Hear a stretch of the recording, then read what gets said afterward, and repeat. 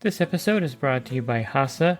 Liquid is clearly better. Liquid chlorine is the highest purity, works immediately, has no added cyanuric acid or calcium, and it will leave your pool safe, clean, and clear. And by the Bottom Feeder professional grade battery powered vacuum system. It sucks to clean pools, so cleaning pools sucks less. Get $100 off with code DVB100. This episode is brought to you by Skimmer, the #1 pool service software in North America. With Skimmer, you can streamline your schedule, grow your revenue, and keep your customers coming back with 5-star service. Whether you're a one-person operation or an established team, Skimmer is your partner in success. Visit getskimmer.com/poolguy to try Skimmer for free for 30 days. The Pool Guy Podcast Show. The Pool Guy Podcast Show. The Pool Guy Podcast Show.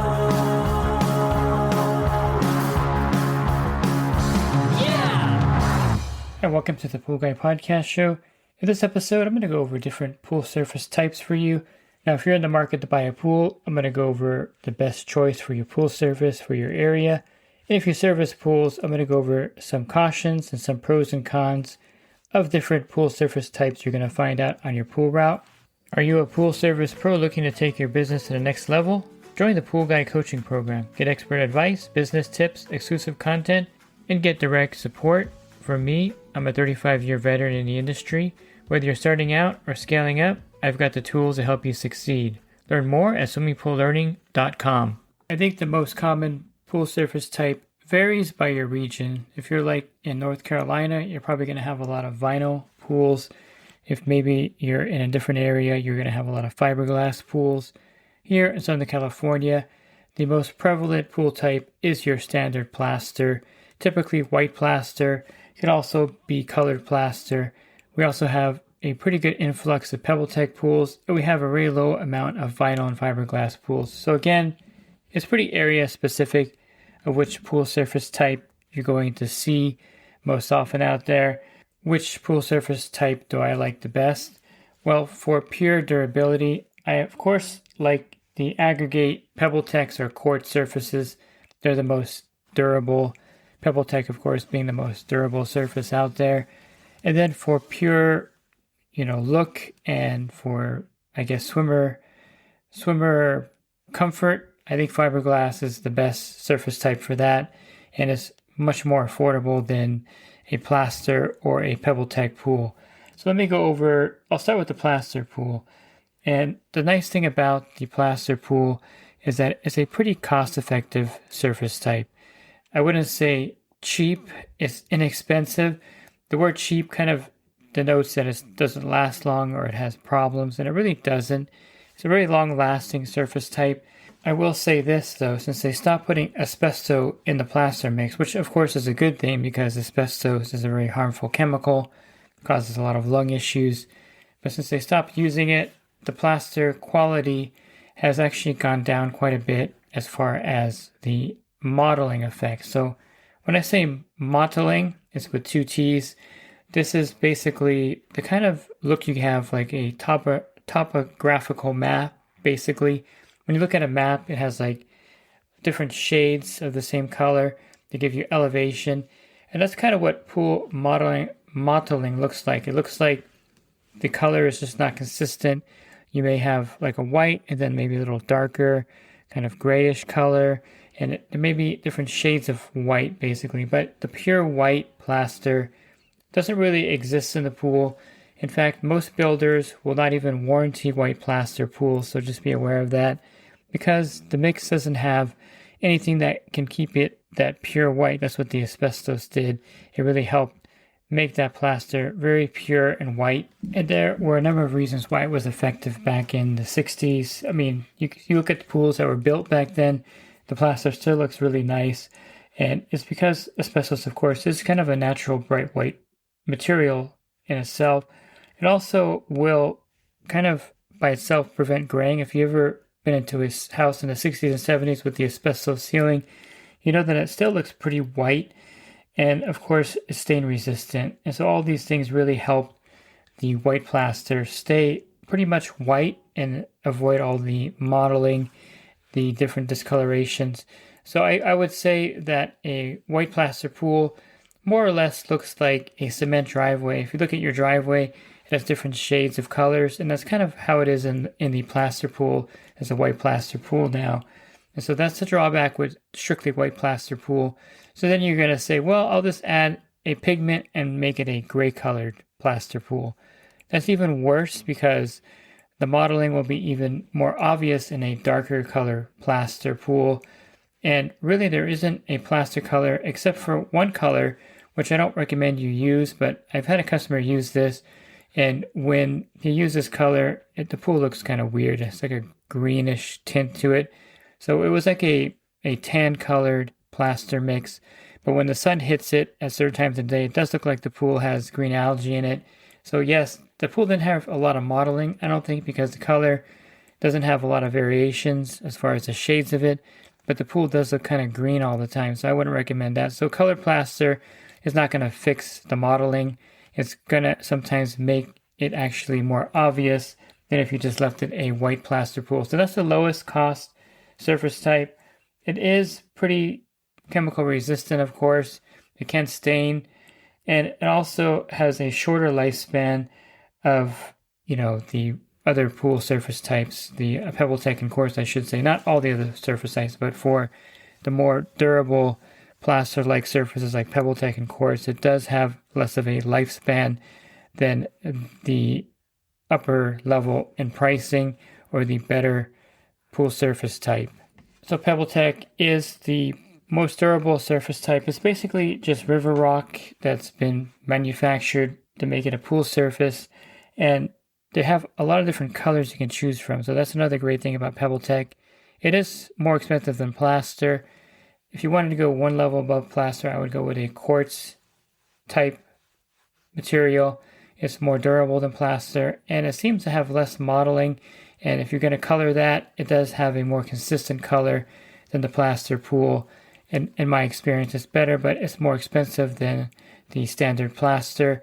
The Pebble Tech would be my choice for you. I mentioned I was going to say what was my favorite choice. Pebble Tech definitely would be the way to go because it's extremely durable. It's going to last 20 years, 30 years, well beyond what a plaster pool would last you. So I think if you do the math and you're going to replaster your pool after 15 years, but instead you go with Pebble Tech, which is more expensive and it lasts 30 years, I think Pebble Tech is a better buy. More money up front, but much longer lasting than a standard plaster pool. And if you wanted to add a color to it and make it maybe a light blue Pebble Tech, very nice because the color is extremely consistent across the entire Pebble Tech pool. Same if you're going to make it a tan color, same kind of thing where the color is very consistent across the whole pool. There are some cons here with the Pebble Tech. I'll mention a couple kind of big ones that I think you should consider. One is that the surface is always going to be a little rougher than, say, fiberglass vinyl in a plaster pool. It's going to have a little bit of roughness on the step areas, certain corners. Overall, the feel is going to be rougher on your feet because it is a rock surface type, and so you're going to have that roughness. The other drawback is that any kind of calcium buildup in the pool, especially if you're in a hard water area like mine, will dull the color of the Pebble Tech. So you're going to see kind of like a hazy white building on the Pebble Tech. You'll have areas that are clear. I'll just use a dark black Pebble Tech, for example. You may have a lot of areas that are just consistently black, but then in some corners, you're going to have some little lighter white color, and then maybe on the steps a white and the spa some white. And that's just calcium buildup on the Pebble Tech surface, and it's very obvious to see because the Pebble Tech really shows that calcium buildup. You probably have it in your plaster pool. You just can't see it because it's not offset by rocks that are underneath it. And so the calcium buildup and the roughness of the surface. And I guess if you want to throw one more con in, the price point of it would be the third one. I would say those would be the downside of Pebble Tech.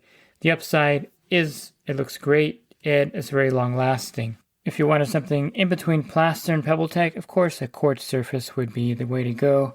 And I like the light blue tint for the quartz. Once it's full with water and the sun hits it, it has a darker blue look to it. But the light blue is my favorite color because it just looks like a lagoon, with the dark blue color once it's full and the sun's hitting it. and it also does not have quite as much mottling as a plaster pool. So if you're torn between plaster and Pebble Tech and you don't have the budget for Pebble Tech, I would go with quartz. Just stretch your budget a little bit and get the better surface type. And it is warranted by the builder as well. Both the Pebble Tech has its own manufacturer warranty, and the quartz has a somewhat of a warranty as well.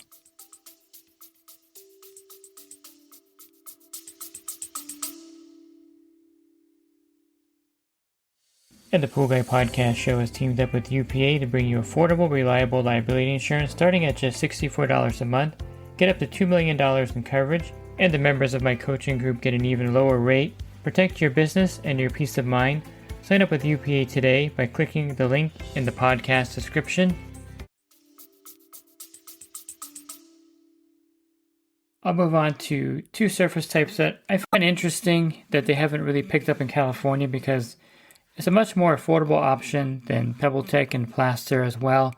But for some reason, it just hasn't caught on in my area, at least in most of Los Angeles County, San Bernardino County, Orange County. You're not going to see a lot of vinyl and fiberglass pools. On occasion, you're going to see some fiberglass pools. Now, there are two types of fiberglass pools in my area.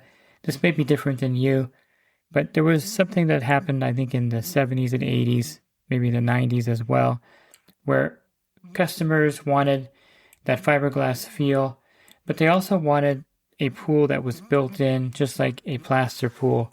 So a lot of these older fiberglass pools are actually gun-nighted in, and they're built just like a plaster pool, except the fiberglass is sprayed on to the surface. The gel coat is sprayed on. It's actually an interesting process.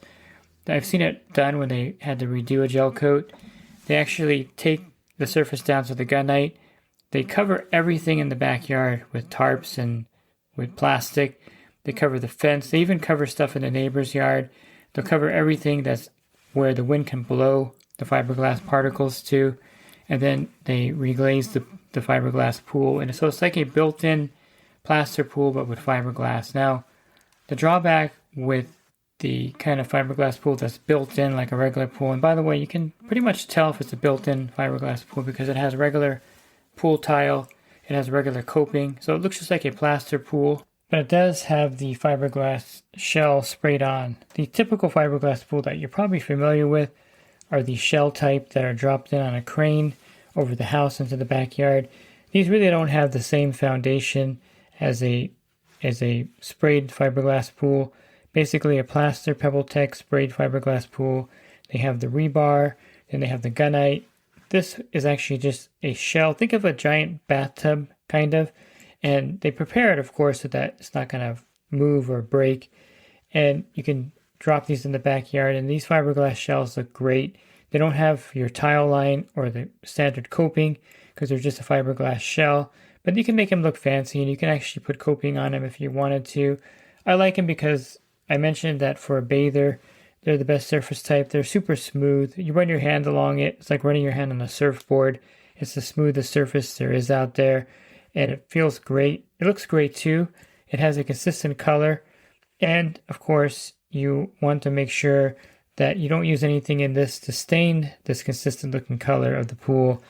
You can stain the fiberglass, and I'll mention vinyl in a little bit. These surfaces stain extremely easy compared to, say, a Pebble Tech or a plaster pool. So anything that gets in there that can stain it, you want to avoid. Any kind of metal that gets on the bottom can cause a rust stain, which sometimes is hard to get rid of. And certain chemicals can burn the surface. And so if you have a fiberglass and a vinyl pool, I would avoid using trichlor tablets in a floater. They're probably okay in a chlorinator, but then again, I wouldn't use them with these surface types regardless because they do lower the pH in the pool because the fiberglass and vinyl pool don't have a lot of acid demand. And so that's why you want to avoid the trichlor tablets. And you definitely don't want to use the trichlor tablet in a floater in a fiberglass or vinyl pool. If that tablet falls out, it's going to definitely burn the surface of those pools. The fiberglass pool surface, I find, is really good also as far as a chlorine demand. For some reason, it seems to hold chlorine a lot better than a plaster and a Pebble Tech pool. It could be because the pH stays more stable, but I just think maybe the surface type is just better for that. I've never researched it beyond the fact that I know that when I have a fiberglass pool, the chlorine seems to hold much better in that than a plaster pool. And then of course the vinyl pool, the same thing, the chlorine seems to hold better in a vinyl pool as well. You get a vinyl pool with a lot of different designs in it, different kind of patterns. Of course, avoid staining, because then the problem is with those pool surface types, once you get a stain in the vinyl pool, you have to replace the liner. Now the fiberglass pool is not quite the vinyl pool is not quite as durable and long lasting as the fiberglass pool. Figure that you're going to have to replace the liner every 7 to 12 years. It starts to stretch a little bit and then tear away from the sides. It can also get torn very easily. So if you're using any kind of sharp toys in there, if a dog is swimming in there with sharp nails, it could actually tear the vinyl liner pretty easily. Usually an in-ground vinyl pool has sand around it so that it kind of pads it and it feels good. Kind of like with the above ground vinyl pools, you put sand underneath the bottom of it so when you're walking on it, you're not going to step on rocks or anything that's going to poke through. So the in-ground vinyl pools, again, aren't very popular here. I've serviced a couple of them before. The vinyl pools that are popular, of course, the above ground pools. You see a lot of those everywhere, and those have a vinyl liner typically. And those I wouldn't put in the category because I'm talking more or less about in-ground pools, but there are above ground pools with the vinyl liner. For in-ground pools, you don't see too many of them here, but they are popular again, like, in some states like North Carolina, where a lot of the pools are just vinyl liner pools. They're much less expensive to build and put in than a plaster or Pebble Tech pool and even a fiberglass pool. So it is an option if you're looking for a pool and you're on a budget. I would say fiberglass and vinyl would be great budget pool types. They're just like a regular pool basically. It's just that the surface type is a piece of plastic, and they're very durable. If you treat them correctly, they'll last you a very long time. Not nearly as long as a plaster or Pebble Tech pool, but the surface lasts a very long time, and if you take care of it. Now, the only drawback with the vinyl liner pool and fiberglass shell pool, the one that's kind of like a bathtub, is that you have to be really careful not to let the water get too low or drain these pools. So having these pools turn green or having to drain these pools is a big problem. With the vinyl liner, if you drain it too low or have too little water in it, the vinyl liner is going to start tearing off the side. It's just basically physics. The liner with the weight of the water stays in place, but as the water gets really low, like half full or less than half full, the vinyl liner will stretch as it's empty, and then you have the water on the bottom. And for a fiberglass pool that they put in, if you drain it as 10,000 gallons, that actually can pop out of the ground, and that's happened before to people here. So you want to make sure that you don't drain these, and if you do drain them, a professional has to do it properly. So a little bit of a drawback. I mean, for a plaster and Pebble Tech pool, you can drain it, refill with water. You really don't have much to worry about. With these surface types, that is something to be cautious about. Plus, you have to be more cautious about, of course, with a plaster pool, you have to be cautious. You don't stain it.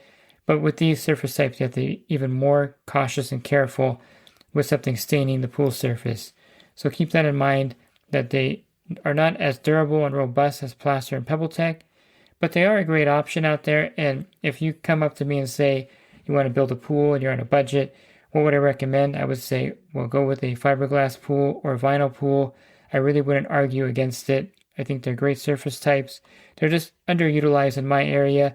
Plaster is the number one pool type, with Pebble Tech being second. But I would say that they're a great pool surface type in their own. And I think there's really nothing wrong with a fiberglass and vinyl pool. I like the feel of them, and really you're sacrificing a little bit of durability and longevity for a really great price for a pool, in-ground pool. I don't want to spend too much time on the tile pool surface because, again, it's not super common either in my area because of the expense. It's pretty expensive and it's pretty permanent as well. So it's one of those things where it's really a nice surface type. Not quite as nice as fiberglass, but pretty close. You may feel a little bit of grout in there once in a while, but the tile is a really great surface type, but it is the most expensive, and it's really meticulous, hand laid. So there can be mistakes as well. I've seen errors while they're laying the tile, and there's been some problems afterwards, but typically the installer is an expert at it, and they're going to do a great job with it. The grout line may eventually get dirty as well. That's one thing I noticed about tile pools is that the grout does get stained, but it's a great choice if you're looking for that luxury look and feel. It's just not something that most people gravitate towards because of the cost of it. And people that are looking for the tile pool typically are going for the Pebble Tech pool surface type over that because of the cost and durability. I would say tile pools are extremely durable as well. It's just that they're not as cost effective as a Pebble Tech pool. If you're looking for other podcasts, you can find those by going to my website, swimmingpoollearning.com, clicking on the podcast banner. There's an icon on the banner, I should say. Click on that. That'll give you a drop-down menu over 1,900 podcasts there. And if you're interested in the coaching program, you can learn more at poolguycoaching.com. Thanks for listening to this podcast. Have a great rest of your week, and God bless. This episode is brought to you by HASA, providing products that deliver clean, healthy water for every aspect of everyday life. The bottom feeder battery-powered vacuum system, portable, powerful, and only weighs 12 pounds. And Skimmer. Get Skimmer, America's #1 pool service software. Podcast listeners can try Skimmer for free at getskimmer.com/poolguy.